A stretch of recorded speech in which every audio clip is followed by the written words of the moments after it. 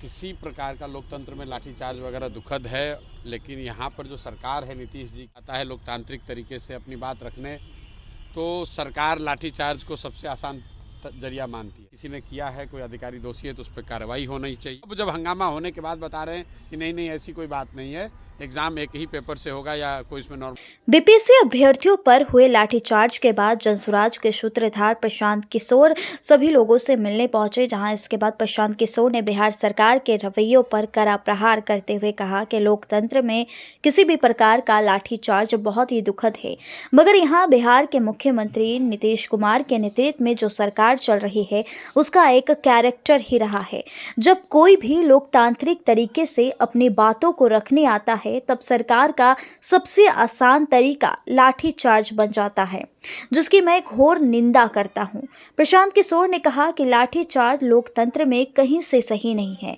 अगर किसी भी अधिकारी ने लाठीचार्ज किया है तो उनके इस कार्रवाई पर उनकी दोषी है वह, इसलिए उनको सजा मिलनी चाहिए। इस लाठीचार्ज में एक बच्चे का पैर टूट गया है और हम लोग लगातार कोशिश कर रहे हैं कि उसको हमारी तरफ से हर संभव मदद हो जो मिलनी चाहिए। यह सारा जो मामला है नॉर्मलाइजेशन को लेकर हुआ है। पहले इस पूरे वीडियो में प्रशांत किशोर की बातें को सुन लें। तो किसी प्रकार का लोकतंत्र में लाठीचार्ज वगैरह दुखद है, लेकिन यहाँ पर जो सरकार है नीतीश जी की, इस सरकार का एक कैरेक्टर रहा है। कोई भी आता है लोकतांत्रिक तरीके से अपनी बात रखने, तो सरकार लाठीचार्ज को सबसे आसान जरिया मानती है।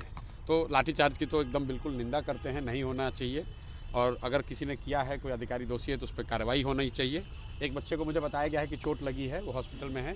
हम लोग अपनी ओर से कोशिश कर रहे हैं कि उनको जो वहाँ मदद हो सकती है, शायद उनका पैर टूट गया है। जहाँ तक विषय की बात है, तो जो पूरा हल्ला हंगामा हुआ वो नॉर्मलाइजेशन को लेकर हुआ है, और मुझे लगता है कि इसके लिए सरकार का दोष इतना ही है कि उन्होंने समय रहते लिखित में उसको क्लियर नहीं किया। क्योंकि कल तो सरकार ने, अब जब हंगामा होने के बाद बता रहे हैं कि नहीं ऐसी कोई बात नहीं है, एग्जाम एक ही पेपर से होगा या कोई इसमें नॉर्मलाइजेशन की बात नहीं, तो मामला वो ख़त्म है। तो ये दिखाता है कि सरकार की लापरवाही की वजह से ये सारी परेशानी हुई, क्योंकि सरकार को वो करना ही नहीं था। सरकार अभी क्लैरिफाई कर चुकी है कि हमें नॉर्मलाइज नहीं करना था, नहीं करना है, एग्ज़ाम एक ही शिफ्ट में होगा, एक ही क्वेश्चन पेपर होगा। तो एज सच कोई मामला नहीं है।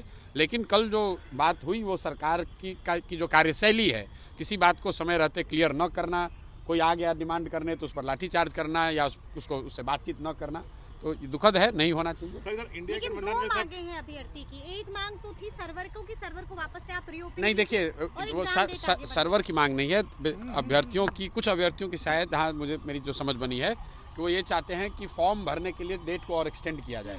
सरकार का ऐसा कहना है कि पहले ही एक बार डेट एक्सटेंड किया जा चुका है 20-22 दिनों के लिए। तो मुझे लग रहा है कि ज़्यादातर लोगों को चूंकि एक बार अवसर दे दिया गया है, तो फिर से अब उसका डेट एक्सटेंड करना नहीं करना वो सरकार का निर्णय है। सरकार करे तो कोई दिक्कत नहीं है, लेकिन अगर किसी वजह से सरकार नहीं करना चाह रही है, क्योंकि लॉजिस्टिकली कई चीज़ें चेंज करनी पड़ेंगी, तो वो कोई बहुत बड़ी बात नहीं है। विद्यार्थियों पर या समाज के किसी वर्ग के बात पर, प्रोटेस्ट पर, उनके लोकतांत्रिक अधिकार पर लाठीचार्ज कराना वो एक तरह से गलत है।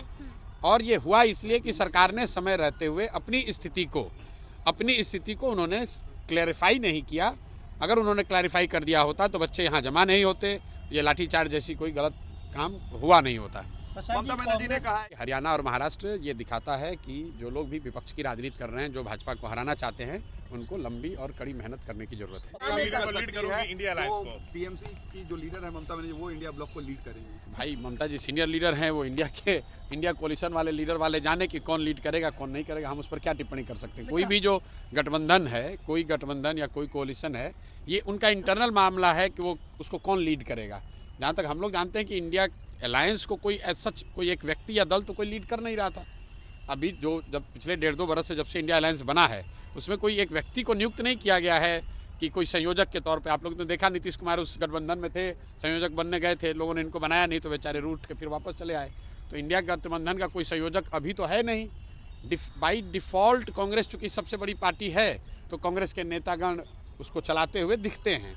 तो ममता बनर्जी जी ने अगर मांग रखी है तो इंडिया गठबंधन का मामला है, हम लोग उस पर क्या कह सकते हैं। में चाहे समाजवादी पार्टी की बात हो, अडानी वाले प्रोटेस्ट पे पार्लियामेंट में उन्होंने साथ नहीं दिया। अभी देखिए ये राजा ने कहा कि मेरे भाई ऐसा है, ये उनका मामला है, इस पे प्रशांत किशोर की कोई टिप्पणी नहीं है। आप बिहार से संबंधित अगर कोई सवाल है तो कीजिए। वो इंडिया गठबंधन में कौन किसके साथ है, कौन लीड करेगा नहीं करेगा, पार्लियामेंट्री फ्लोर पे उनका कोऑर्डिनेशन और लैक ऑफ इट का जो मामला है उसमें हमारी कोई टिप्पणी नहीं। ममता बनर्जी नीतीश कुमार को फिर लाने में कामयाब हो पाएंगी क्या? भैया ये जाके अरे भैया नीतीश कुमार खुद नहीं जानते हैं कहाँ रहना है, ममता बनर्जी उनको क्या